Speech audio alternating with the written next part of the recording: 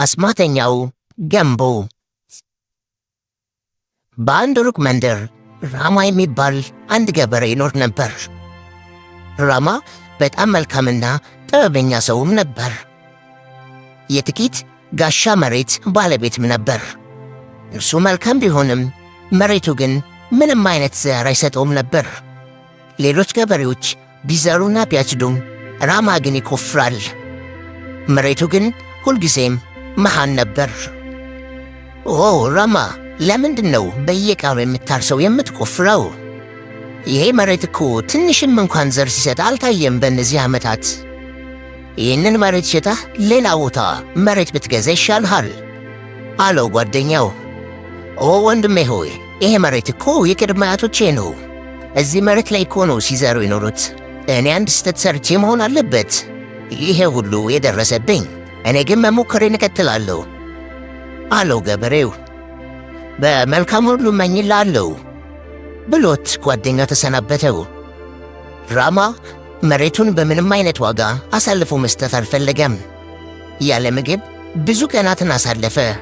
ላለመሞት ብቻ ፍራፍሬ ይመገብ ነበር። በየቀኑም እየወጣ ያርስ ነበር። መሬቴ ለምን ፍሬ እንደማይሰጠኝ እስከምረዳ ድረስ መቆፍሬን አላቆምም ይላል ራማ። ራማ ይቆፍራል፣ አሁንም ይቆፍራል። ራማ ቀኑን ሙሉ መሬቱን ሲቆፍር ዋለ። አመሻሽ ላይም ወደ ቤቱ ሄዶ ማረፍ ፈለገ። ራማ ረሃቡ ስለጠናበት ለመቆፈርም በጣም ተቸግሯል። መቆፈሪያውን በጥልቀት ወደ መሬት ሲከተው ራማ መቆፈሩን አቆመ። ከዛም ባየው ነገር በጣም ተገርሟል። ምንድነው ይሄ? ይሄ ድምፅ ብረት ይመስላል። ምን አይነትን ሥራ ነው እያለ ተገረመ። እንደዚህ አይነቱን ገንቦ ማን ነው መሬት ውስጥ የሚቀብረው? ይሄ እኮ የማይጠቅም ነው አለ። ራማ በአንድ ለማይጠቅም ነገር ጊዜውን ማጥፋቱ በጣም አበሳጭቶታል። ከዛም መቆፈሪያውን ያገኘው ገንቦ ውስጥ ከቶ ዛፉ ስር ተቀመጠ። ይመስለኛል ይህንን መሬት አሁኑኑ መሸጥ አስፈላጊ ነው፣ በረሃብ መሞት የለብኝም እያለ ብቻውን ያሰላስላል። ይህ መሬት ምንም ለእኔ ሊጠቅመኝ አልቻለም እያለ ለራሱ የገዛውን ፍራፍሬ መብላት ቀጠለ። ይሁን እንጂ ከራማ ረሃብ ጋር ሲነጻጸሩ በጣም ጥቂት ነበሩ። በዛም ከአንድ ሰዓት በላይ በመቀመጥ ሐዘኑን ለራሱ ገለጸ። መሬቱንም አሳልፎ መስጠት እንዳለበት ያስብ ጀመር። በጣም መጠንከር አለብኝ፣ ይህንን የአባቶቼን ገንዘብ አሳልፌ መስጠት የለብኝም እያለ ለብቻው ያሰላስላል። ሳይመሽ ወደ ቤቴ በጊዜ መሄድ አለብኝ ብሎ ተነሳ። ከዛም መቆፈሪያውን ወዳስቀመጠበት ቦታ ሲሄድ አንድ እንግዳ ነገር ስላየ በጣም ተገረመ። ምን? ማን ነው ይህን ሁሉ ነገር ደግሞ እዚህ ውስጥ ያስቀመጠው? ይሄ ሁሉ እስካሁን እዚህ ውስጥ ነበረ እያለ ከራሱ ጋር ይነጋገር ጀመር።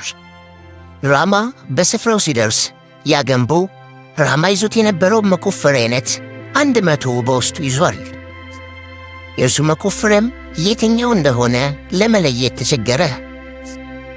ይህ ሊሆን አይችልም፣ ይህ የተአምራዊ ገንቦ ነው እንዴ እያለ ያሰላስላል። አሃ ቆይ እስኪ አንድ ነገር ልሞክር ብሎ በውስጡ ያሉትን መቆፈሪያዎች አውጥቶ በገንቦ ውስጥ አንድ የሎሚ ፍሬ አስቀመጠ። ነገር ግን አይኑን ማመን አልቻለም። ያ አንድ የሎሚ ተክል 100 ሆኗል። ጉድ ነው! ይሄ ራሱን የቻለ ተአምር ነው። እኔ ይህንን ማመን አልችልም አለ። ይሄንን ገንቦ ወደ ቤቴ ልውሰደው? ብቻውን ይከብዳል፣ ቆይ ገመድ ልፈልግ አለ። ከዛም ራማ ገንቦውን በገመድ አስሮ ወደ ቤቱ እየጎተተ መውሰድ ጀመረ። ልክ እንደደረሰም ራማ በዛ ገንቦ ውስጥ ምን ማስቀመጥ እንዳለበት ያስብ ጀመር። እስኪ በመጀመሪያ እንቁላሉን ላስቀምጥ። ፍራፍሬ ብቻ ስለነበረ በላይ ነበረው፣ በጣም እርቦኛል። ከዛም ራማ ወደ ገበያ በመሄድ አንድ እንቁላል ለመግዛት ያስቀመጠውን ገንዘብ በሙሉ ወጪ አደረገ። ከዚያም የገዛውን እንቁላል በዚያ ገንቦ ውስጥ አስቀመጠው። ብዙም ሳይቆይ በእንቁላል ተሞላ። ራማ በጣም ተደስቷል። 2 እንቁላል አውጥቶ ለራሱ መስራት ጀመረ። እንደዚህ አይነት ነገር እኮ ቀምሼ አላውቅም፣ የሚገርም ነው። አሁን በቀሩት በእነዚህ እንቁላሎች ምን አረግበታለሁ? አዎ እነዚህን እንቁላሎች ሽጬ ገንዘብ አገኛለሁ። ነገር ግን ራማ ሲያስበው ይህ ገንቦ ምግብ ብቻ ሳይሆን ገንዘብም እንደሚያስገኝለት አሰበ። እንቁላሉን ከሸጠ በኋላ ራማ ገንቦውን ለሌላ ነገር ተጠቀመበት።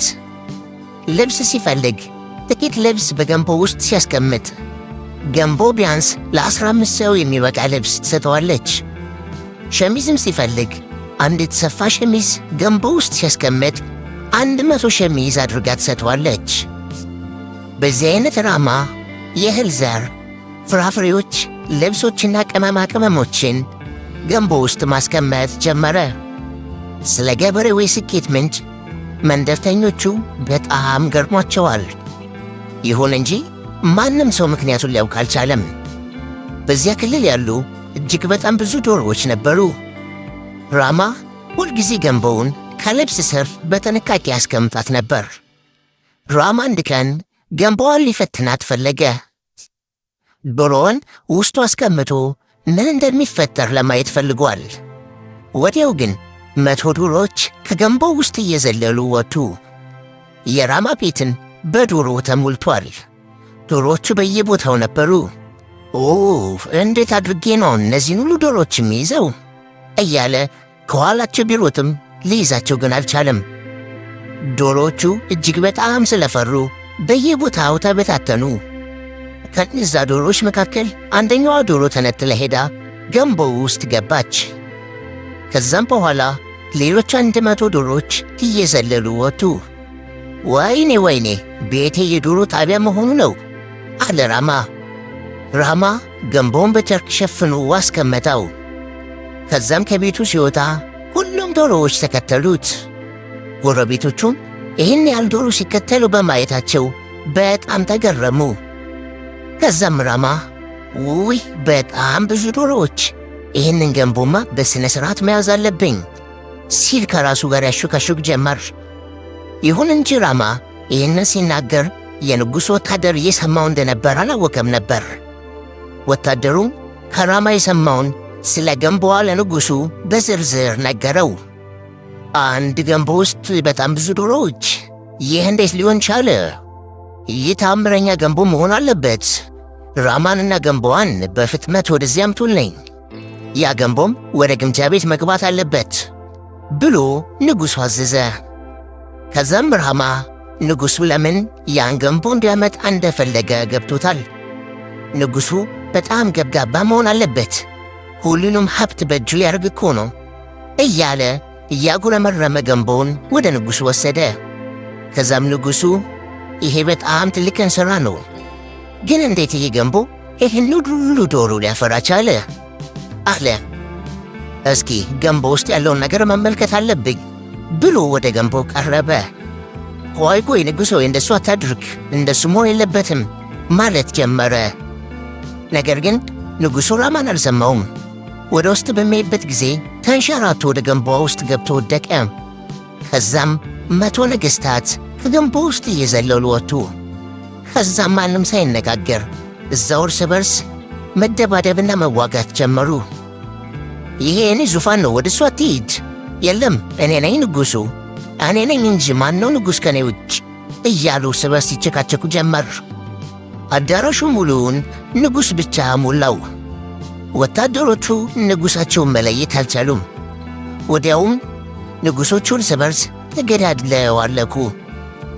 አሁን ገዢ ንጉሥ ስለሌለ ቤተ መንግሥቱ እጅግ በጣም በሐዘን ተመታ። ወዲያውም ራማ የዚያን ገንቦ አደገኝነት ተገነዘበ። ከዚያም ወዲያው ገንቦውን ከመሬት ጋር አጋጭቶ ሰበረው። ያንን ተአምረኛ ገንቦ በማጣቱ በጣም አዝኖ ነበር። ይሁን እንጂ ራማ አሁን ዘር የሚበቅልበት መሬት አለው። እርሻውም ማረስ በመጀመሩ ደስተኛ ሕይወትን መኖር ጀምሯል። ልጆች፣ ከመጠን ያለፈ ነገር በሙሉ እጅግ በጣም ጎጂ ነው።